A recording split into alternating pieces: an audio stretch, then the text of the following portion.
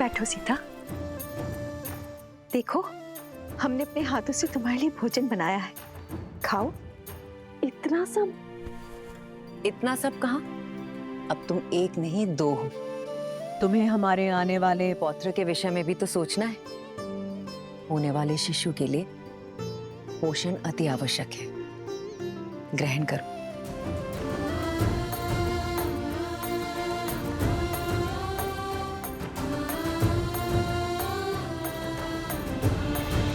अभी मुझे तुम्हें छोड़कर जाना होगा।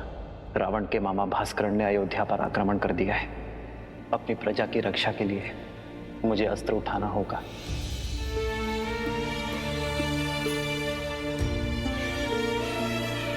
देखने भर से पेट नहीं भरेगा पुत्री। माता, मेरा कुछ खाने का मन नहीं।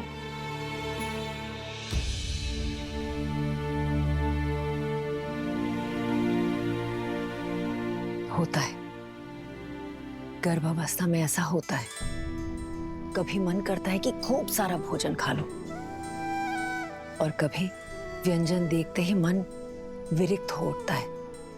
किंतु पुत्री, भोजन तो खाना ही पड़ेगा। गर्भावस्था में माता को अधिक ऊर्जा की आवश्यकता होती है। खा ले पुत्री। जितना मन भाए उतना खाओ। ये लो। नहीं माँ, मन नहीं है। दीदी, होने वाली संतान तो अभी से राम के गुण दिखा रही है। स्मरण है आपको, जब राम छोटा था तो कितनी हट किया करता था। ये भोजन खाना है, वो व्यंजन नहीं करना। रात्रि में उठ उठकर मुझसे व्यंजन बनवाया करता था, और मैं रात्रि में उठ उठकर उसके लिए राजभोग बनाया करती थी। स्मरण है दीदी? हाँ, याद है।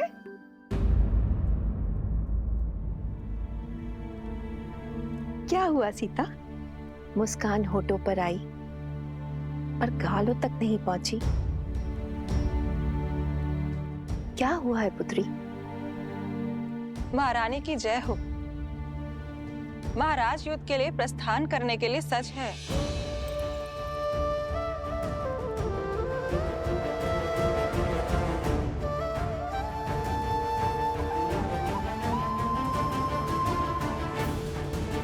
मैं समझी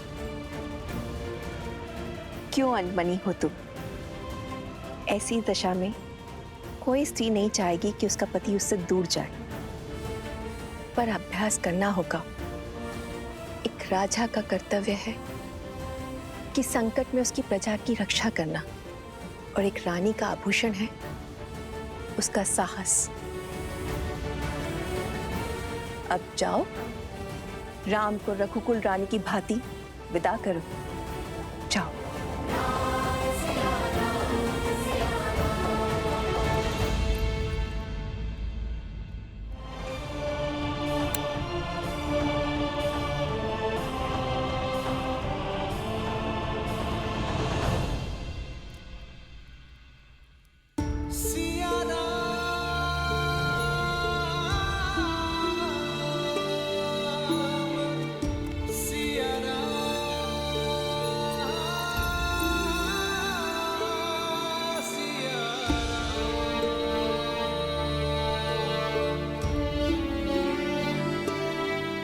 कल जिस विश्वास से मेरे विजय की घोषणा की थी,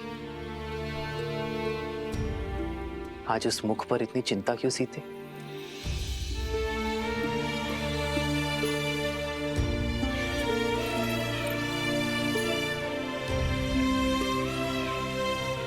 चौदह वर्षों तक आपका साहस, शौर्य और क्षमता देखने के बाद ही सीता कभी चिंतित हो ही नहीं सकती यार। परंतु एक होने वाली माँ का स्वप्न बिगड़ जाने का शोक अवश्य है। इतने वियोग के पश्चात सोचा था कि अब आपसे कभी दूर नहीं रहूंगी, पर कर्तव्य आपको फिर हमसे दूर कर रहा है। कर्तव्य राम और सीता को कभी दूर कर ही नहीं सकता सीते। कर्तव्य तो हमें जोड़ता है। जानती हूँ, पर ये इससे वियोग क्यों आ रहा है? इस समय आपको इसके साथ होना चाहिए था।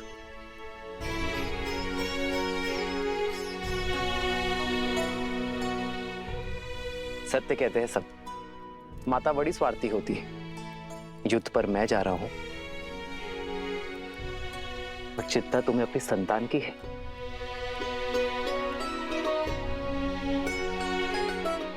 वैद्य कहते हैं सीते, इस संतान गर्भ से ही अपने माता पिता के भाव अनुभव करती है। तो ये वियोग हमारी संतान को और प्रबल बनाएगा। कर्तव्य की पुकार का पालन करने की सीख उसे गर्भ से ही मिल जाएगी। और मैं जानता हूं कि मेरी सीता इस वियोग को सुख सहयोग बना ही देगी। हमारे प्रेम और वनवास की कहानियां सुनाने का समय मिलेगा ना तुम्हें?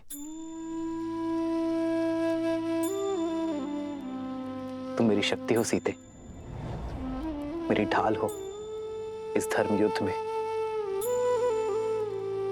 मुझे अपनी धर्म पत्नी के साथ की आवश्यकता है।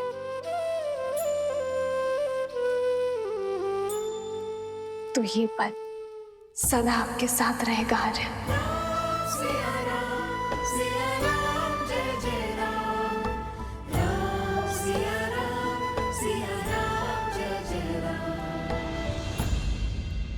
एक बात और, आप इस युद्ध में किसी को भी भेज सकते थे, पर आपने स्वयं नेतृत्व करना चुना। कुछ कारण बड़ा ही होगा, पर मैं नहीं जानती। पर कामना करूंगी कि आप मंतव्य में सफल हो। खड़ग की धार ये पथ मर्यादा, पर चलते जग हित रघुनंदन। मेरे लिए विजय होकर लौटना आ रहा है।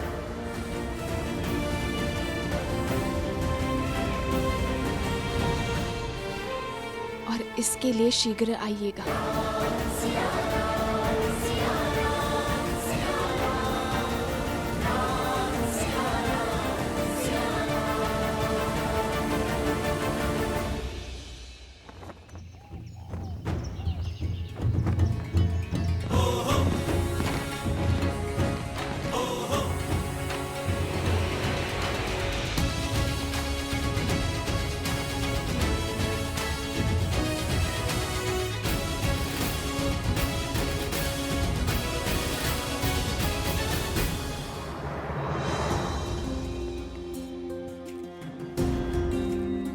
स्वस्ति राम, विजय भव लक्ष्मण।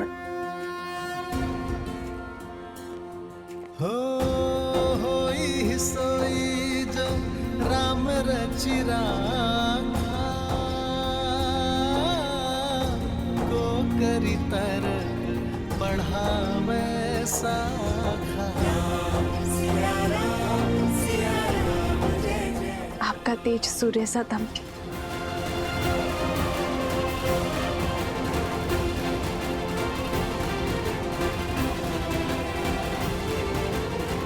विजयी भव। विजयी भव। राम, तुम्हें शीघ्र ही राजमहल लौटना होगा। सीता के पुनः सावन संस्कार के लिए तुम्हें यहाँ होना अनिवार्य है। अवश्य मां।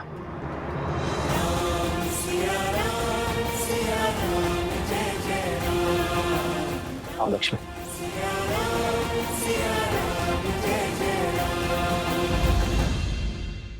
सियावर रामचंद्र की, सियावर रामचंद्र की, सियावर रामचंद्र की, सियावर रामचंद्र की, सियावर रामचंद्र की, सियावर रामचंद्र की, सियावर रामचंद्र की, सियावर रामचंद्र की, सियावर रामचंद्र की, सियावर रामचंद्र की।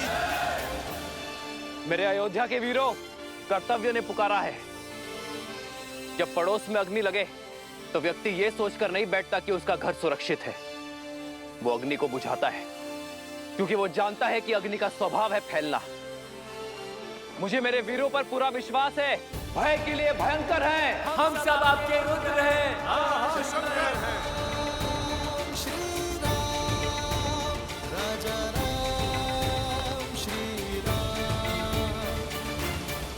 मित्र, ये मुख मोड़कर मत जाइए। वानर सेना ना सही प्रभु, हमें अपने साथ ले चलिए। जो हृदय में बसते हैं उनसे मुख नहीं मोड़ा जाता मित्र। मैं आपको छोड़कर नहीं जा रहा हूं, बल्कि आपके कंधों पर एक बहुत बड़ा उत्तरदायित्व देकर जा रहा हूं। जब मैं वहां युद्ध लड़ूंगा तब आप यहां अयोध्या का भार संभालेंगे, और जब आपके प्रस्थान करने का समय आ जाएगा हम युद्ध से लौटकर आ चुके होंगे।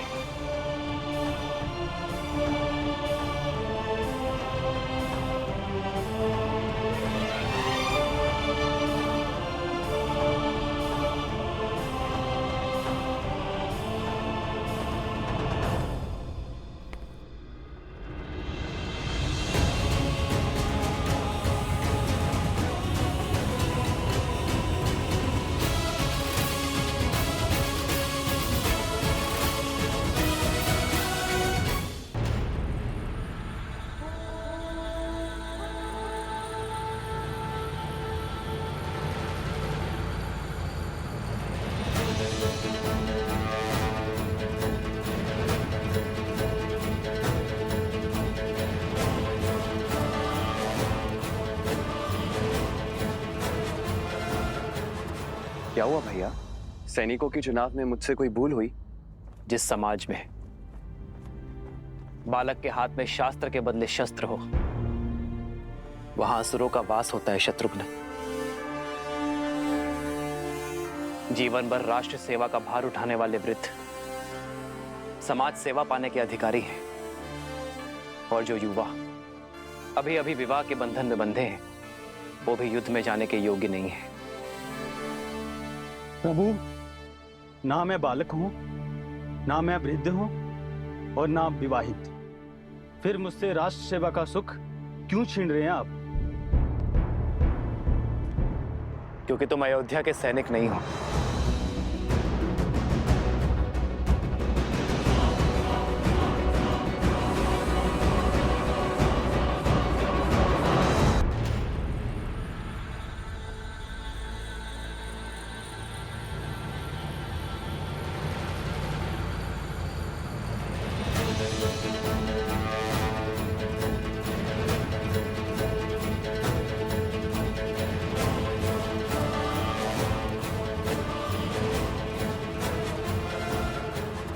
क्या हुआ भैया?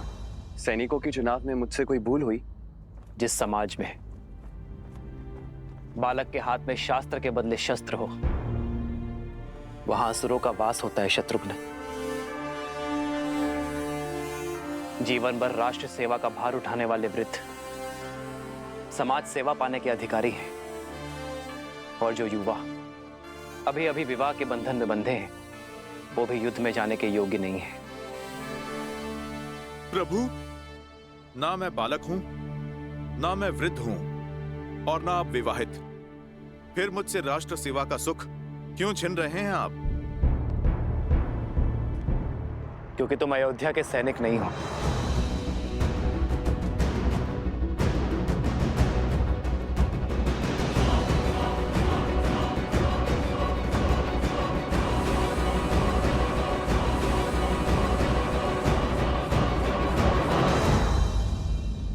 क्यों हनुमान?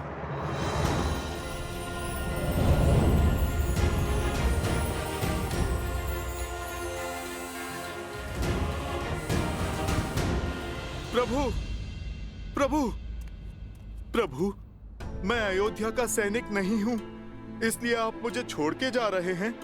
फिर आपने लक्ष्मण भैया को साथ जाने का अवसर क्यों दिया? क्योंकि लक्ष्मण अयोध्या का राजपुत्र है हनुमान, और राज्य सेवक भी।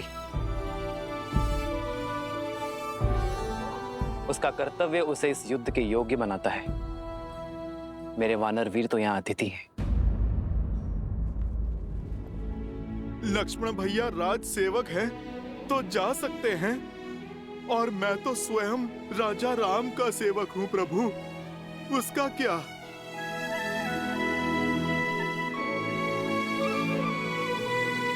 प्रभु, रघुवंशी कभी ना वचन तोड़ते हैं और ना ही भूलते हैं।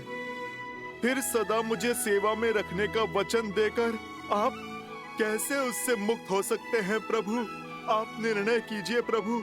हनुमान क्या है, वानर या भक्त? तुम मम प्रिय भरत ही सम भाई कह के गले लगाया आपने, और अब आप प्रभु अतिथि कहकर दूर कर रहे हैं। ठीक है प्रभु, आप तो राजा हैं, बड़े दायित्व हैं आप पर प्रभु मेरा तो एक ही दायित्व है, अपने प्रभु श्री राम की सेवा। नहीं प्रभु, मैं उससे विमुख नहीं हो सकता। प्रभु, मैं आपके बिना जी नहीं पाऊंगा, नहीं जी पाऊंगा आपके बिना प्रभु। प्रभु आप मान जाइए ना प्रभु, आप ले चलिए ना मुझे अपने साथ प्रभु आप मान जाइए प्रभु, ले चलिए ना मुझे अपने साथ प्रभु। हनुमान, उठो।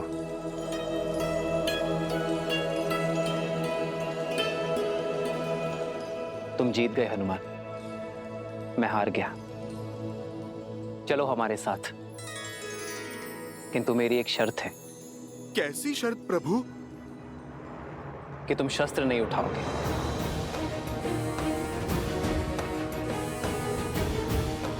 तुम्हारी हट मेरे साथ चलने की थी, वो पूरी हुई, किंतु युद्ध में चाहे जैसी भी स्थिति हो, तुम अस्त्र शस्त्र का उपयोग नहीं करोगे। स्वीकार है प्रभु, स्वीकार है।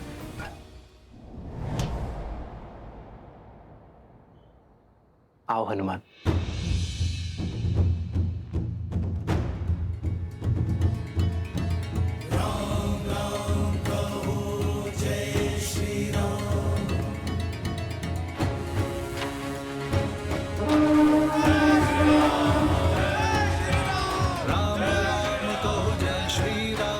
दशरथ नंदन राजा राम, राम नाम भजते हनुमान, अवध बिहारी राजा राम। जय श्री राम, जय श्री राम, जय श्री राम, जय श्री राम, जय श्री राम, जय श्री राम, जय श्री राम। राम सत्य में युद्ध पर स्वयं छा रहा है। जय श्री राम।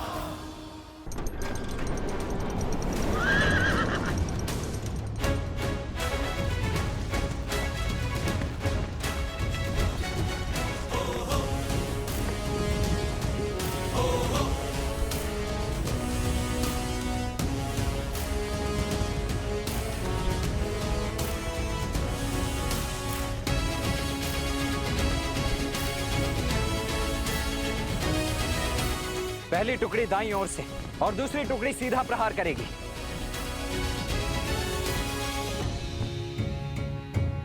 सारथी, रोको।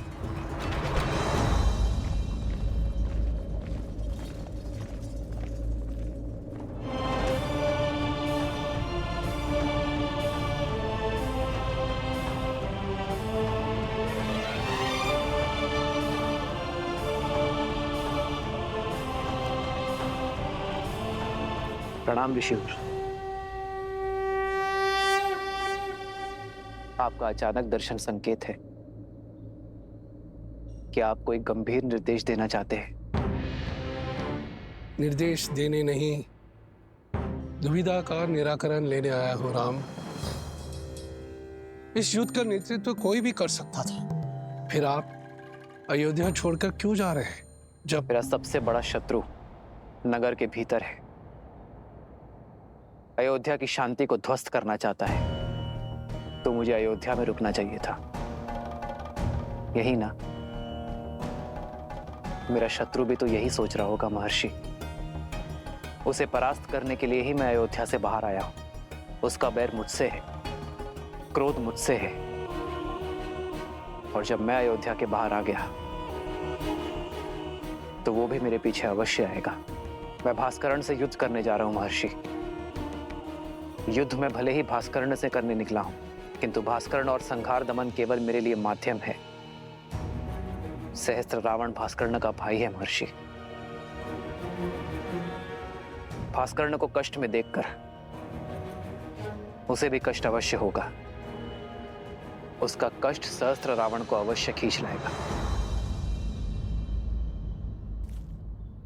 आपके शौर्य पर संदेह नहीं है श्री राम। भय है आपके वास्तविक शत्रु सहस्त्रमुख रावण का, जो अपने अनंत मुखों से अनंत असत्य बोलता रहता है और बार बार असत्य बोलते रहने से असत्य भी सत्य प्रतीत होने लगता है। उसमें आप ही की सेना को आपके विरुद्ध कर देने का सामर्थ्य है।